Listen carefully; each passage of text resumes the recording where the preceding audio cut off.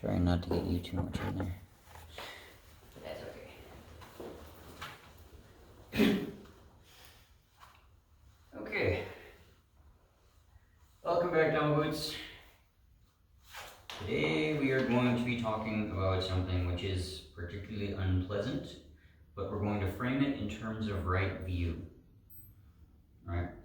So the first part of the Eightfold Noble Path, for those who are not tracking, there are supposedly 3 divisions or 3 groupings. And the first one is the wisdom group, because right view kind of prefaces everything else.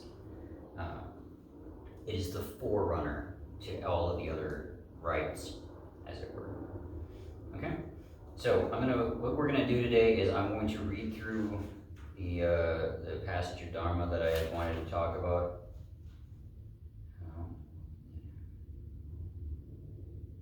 Oh, good grief. And then we're going to do something a little bit different because of local circumstances that have occurred. So we're going to take a little bit of time to remember those who have been lost, and then I'm going to launch into the Dharma talk proper. So, let's get started. This is from the Majjhima Nikaya. The Blessed One, this is actually the Great 40, and no, we're not going to be going over all of the Great 40, this is just select passages. The whole thing would take probably an hour for me to recite and even longer to talk about. So, the Blessed One said, "Now monks, what is noble right concentration with its supports and requisite conditions? Any singleness of mind equipped with these 7 factors, right view, right resolve, right speech, right action, right livelihood, right effort, and right mindfulness, is called noble right concentration with its supports and requisite conditions. Of those, right view is the forerunner. And how is right view the forerunner? One discerns wrong view as wrong view, and right view as right view. This is one's right view. And what is wrong view? There is nothing given, nothing offered, nothing sacrificed. There is no fruit or result of good or bad actions. There is no this world, no next world, no mother, no father, no spontaneously reborn beings, no contemplatives or Brahmins who, faring rightly and practicing rightly, proclaim this world and next after having directly known and realized it for themselves. This is wrong view, and given the local circumstances, we're going to be going over that quite a bit. And what is right view? Right view, I tell you, is of 2 sorts. There is right view with effluence, siding with merit, resulting in acquisitions of becoming. There is right view that is noble, without effluence, transcendent, a factor of the path. And what is right view with effluence, siding with merit, resulting in acquisitions? There is what is given, what is offered, what is sacrificed. There are fruits and results of good and bad actions. There is this world and the next world. There is mother and father. There are spontaneously reborn beings. There are contemplatives and Brahmins who, faring rightly and practicing rightly, proclaim this world and the next, after having directly known and realized it for themselves. This is right view with effluence, siding with merit, resulting in acquisitions. And what is the right view that is noble, without effluence, transcendent, a factor of the path? The discernment, the faculty of discernment, the strength of discernment. Analysis of qualities is a factor for awakening. The path factor of right view in one developing the noble path, whose mind is noble, whose mind is without effluence, who is fully possessed of the noble path.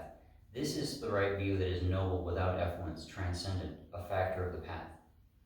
One makes an effort for the abandoning of wrong view and entering into right view. This is one's right effort. One is mindful to abandon wrong view and to enter and remain in right view. This is one's right mindfulness. Thus these 3 qualities, right view, right effort, and right mindfulness, run and circle around right view. And then I've also got a passage from Majjhima Nikaya, number 9. When a noble disciple understands what is karmically unwholesome and the root of unwholesome karma, what is karmically wholesome and the root of wholesome karma, then he has right view. So before we launch into what that means, and what the Buddha is trying to get at here, what the Buddha is talking about, we have to remember those that we've lost in the Cielo Vista Mall shooting, the tragedy that occurred right here in El Paso.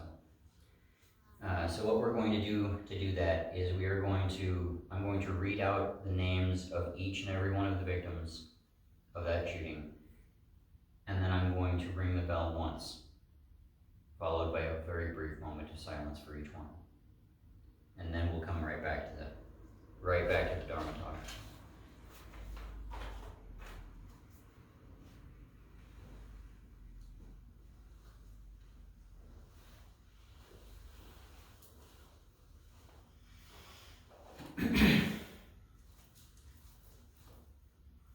I don't know if it's helpful or not to note that that amongst these names there are 12 U.S. citizens, 9 Mexican citizens, and 1 German citizen. But that's the list that I have. That's the list that I've been given and asked to remember today.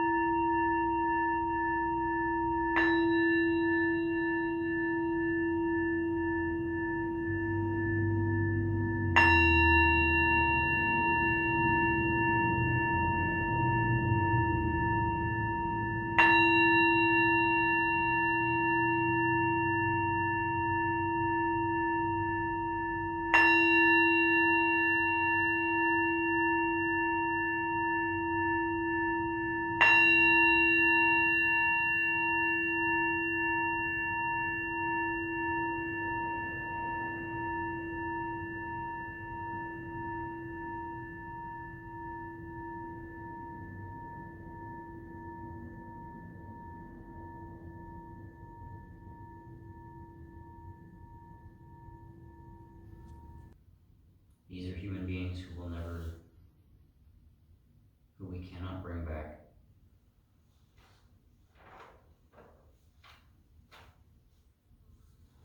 Let us not forget them.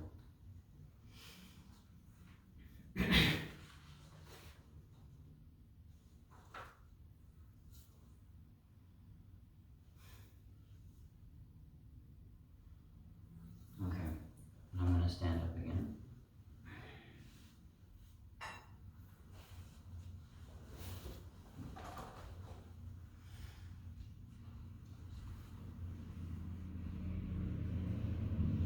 So, the Dharma talk, based on what we had talked about, based on what the Buddha had instructed us right view looks like and what right view doesn't look like, what wrong view looks like, it should go without saying that the tragedy at Cielo Vista was wrong view. Those are bad actions and do not meet the Buddha's definition of right view. I don't want to do a disservice to the Daytona situation, which was similarly bad. So we're just going to keep it to the El Paso one, which is local, which was felt in the community here. So there are two ways that the teaching on right view applies. First, we ourselves must look at the situation with right view. We ourselves must have that right view, which means that we have to see that there are results of good and bad actions, and that's what the Buddha was getting at right there at the very beginning. Right? And this was very clearly a bad action, resulting in bad results, right? So when we talk about results and we talk about action, we know that karma literally translates to action. And the Buddha specifically tied it to volitional action, right? So every single time that we look at right view, we have to look at it from the lens of karma as a volitional action, as something that we have chosen to do, guiding that, right? We see things based on what we do. So morally determinate, deliberate actions, right, that actually meet that take into account the fact that good actions have good results and bad actions have bad results. That's our right view on the mundane level, on the lower level, right? Because that's the Buddha talked about two kinds, right? With effluence, which we can call normal or mundane right view, and then the transcendent right view, right? So in mundane right view, volition, one's thought, one's will is specifically key to whether or not something is wholesome or not, blameless or not. And that's what we got when we saw the last passage from the Majjhima Nikaya in that, number 9. When a noble disciple understands what is karmically unwholesome and the root of unwholesome karma, what is karmically wholesome and the root of wholesome karma, then he has right view. When we take a look at our actions and say, this was good, this was wholesome, this did not cause anybody else harm, then we can say that will produce good results. And that's how we have right view. When we look at things and say, that's unwholesome, that's going to hurt people, or in this case, that did hurt people, it's going to lead to bad results. Then on our part, we are looking at it with right view, right? So what about the shooter himself, right? I think it's pretty obvious that his actions were a volitional failure. I think there's no question about that. I think there's no way of justifying what he did as in any way right. Because he wasn't looking, it was very obvious from the manifesto that he left, he wasn't looking at things with right view. He wasn't looking at things from the standpoint of wholesome actions equals bring about wholesome results. He wasn't looking at it from that. He was looking at it from a very different place, right? And because of that unwholesome volition, that fear-driven volition that he had, his views became wrong view. His actions became wrong actions. His efforts became wrong efforts. There was just nothing good to say about them. Sorry if anybody is offended by that, but there's just nothing good to say about them. They were completely wrong. That's all there is to it, as far as the Buddha is concerned, right? So his actions exude a delusion, right, based on fear. And while we have to respond to that fear with compassion, it doesn't mean we have to go easy on whoever is peddling that fear. It doesn't mean that we have to just hand wave it away and be like, oh, hey, no, it's all good. No, we don't have to do that. We don't, and we're not going to. Right? Compassion doesn't always mean being nice. It really means suffering with. That is what the word compassion means. So we, in fact, can suffer with this delusional failure. In fact, indeed, we have no choice, right? We are not given the option. We are suffering as a community. We are suffering with this delusional failure.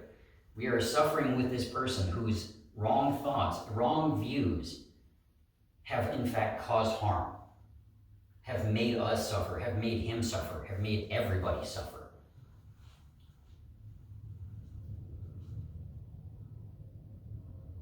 Our response to that has to be compassion. It has to be a clear-headed, open-minded compassion, but it doesn't have to be nice and gentle. It doesn't have to like poo-poo it away and be like, oh no, it's all good. No, nope, we don't play that game here. Right? And I am gonna go out on a limb here and say, no, his actions were not mental illness. I mean, that might have been a factor in it, but that definitely was not the cause. It wasn't video games, it wasn't any such nonsense. It was that he subscribed to a delusional, pitiful ideology, a fear-based ideology, and what that comes out to. When you're so afraid of other sentient beings of differing skin tone taking your place, you're not mentally ill, you're just pitiful. You're just sad. Right? Your cowardice is just plain sad at that point, and worthy only of our pity. Worthy of us to say, you done goofed. Your views were totally askew on this one, and your actions show it. We can't abide by that. We can't let that be a thing that we do, right? So this is clearly a poisonous wrong view, because we have here in his actions at least two of the three. You almost could say three of the three poisons, right? You for sure have aversion, because he had an aversion to anybody who didn't look like him, who might have been taking his place, whatever, right? And you obviously have ignorance, because let's just face it, if you're putting together an action based on, oh, well, these guys are different from me, so I gotta go kill them, you're ignorant. And that's not something that we can abide as the Buddhist community, right? So, Dhamma Boots, for us as Buddhists, know this. There is no place for that kind of view or action, ever. The Buddha would not approve of it, period. And if you actually are following what the Buddha taught, you can't do that either. You can't do that to yourself, you can't do that to others, because that's wrong view. Right? This is one of the few times that we can categorically declare this to be something that you should not accept, and you should not take part in. You should not have any kind of interest in, because all of that is wrong view. We don't need that. That's not our thing. That's not what we do as Buddhists.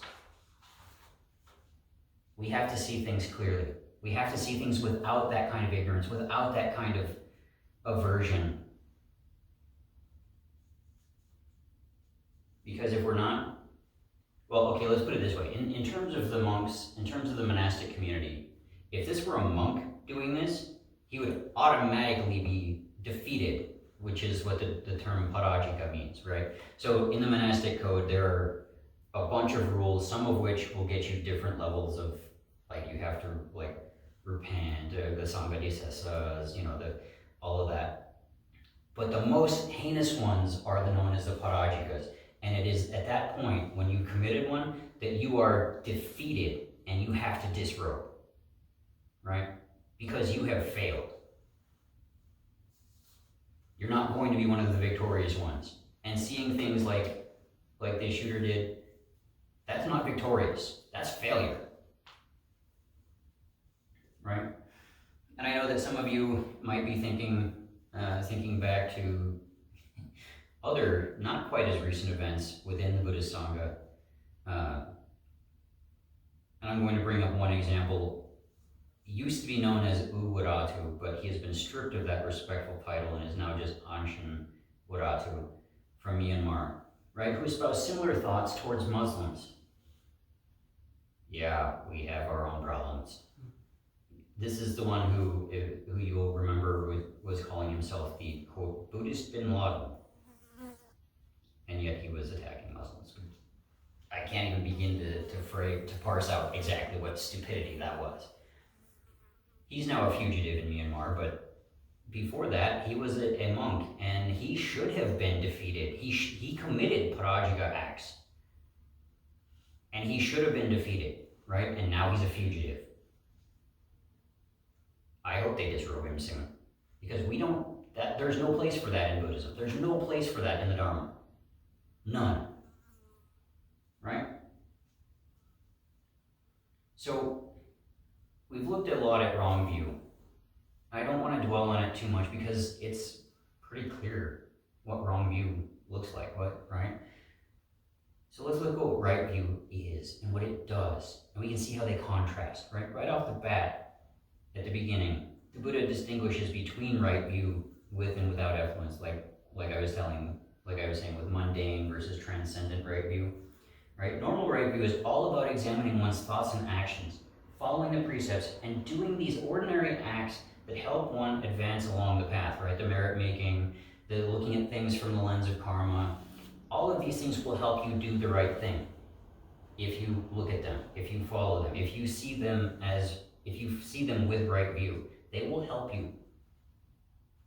Day-to-day stuff, yeah, sure. But also spiritually, they'll help you on the path.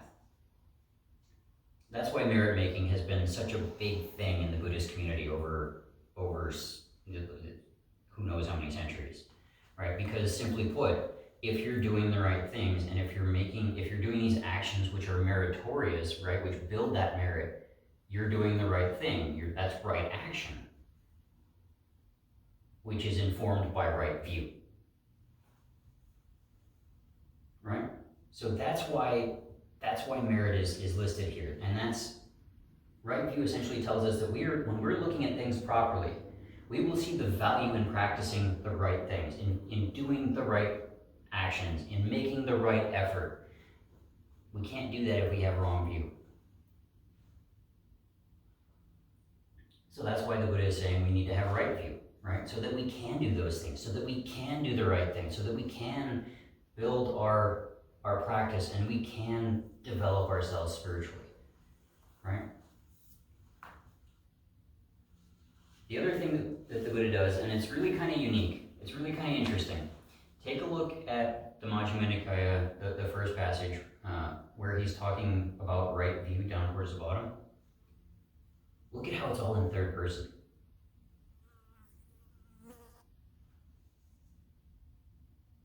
Right? It's not, I'm giving these things, but there is what is given. Right? It's not, I'm doing this, it's, there's an action being done. Right? So you're setting yourself outside of that. You're taking a more observational, a more objective approach to what you're looking at. Because if you're looking at right view from within, everything is going to look like right view, right? You're going to say, oh, hey, everything that I'm doing is cool and it's all good and I'm totally awesome. You have to take a look out and take a step back and say, is what I'm doing right? Is what I'm doing wholesome? Is what I'm doing skillful? Is what I am doing right now the right thing? And in that way, we can objectively take a step back and say, yeah, this is right, because we can see it properly, because we can see the results properly. We can see that, hey, maybe that thing that you did wasn't so great and it's going to produce bad results. Or that thing that you did, that was really good and it's going to produce good results. Right? And that's how we start to see that karmic connection. That's how we start to do that, is by being objective, by taking that step back and saying, okay, let's look at this not from my point of view, but from a neutral point of view, from that objective point of view, right? So, that's mundane right view. Transcendent right view it's a whole lot more difficult, right? And it looks a whole lot more difficult because the Buddha is really talking, he's talking about stuff which is way over most people's heads, mine included.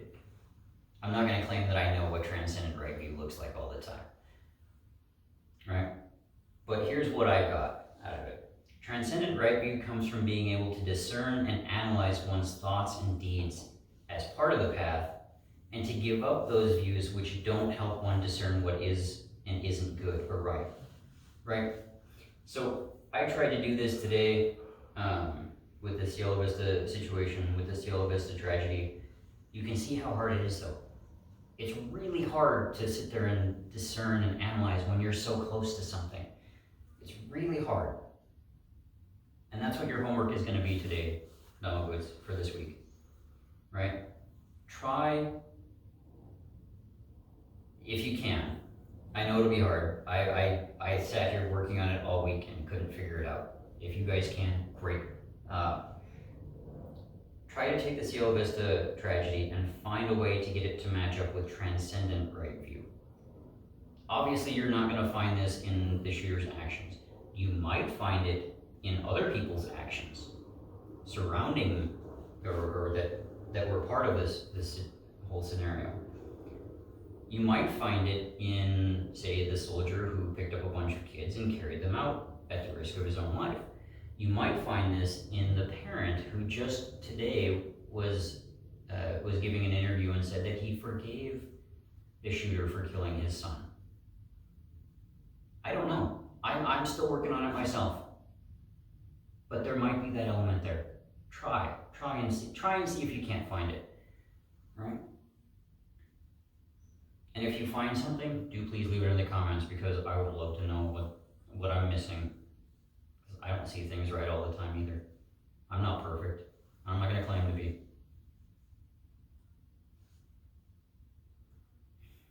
But with that, I think that's probably as much as I can get in on right view in one setting. So try and look for the good things is what is the main point that I'm getting at. Try and look at things as they are. Try and look at them and discern and analyze and figure out, where's the goodness. Obviously it's not in the shooting. Obviously it's not in the 22 dead. Where is the good? Point that out to me. Find that and post it in the comments, please. Okay, we're gonna leave it there. Down with salute.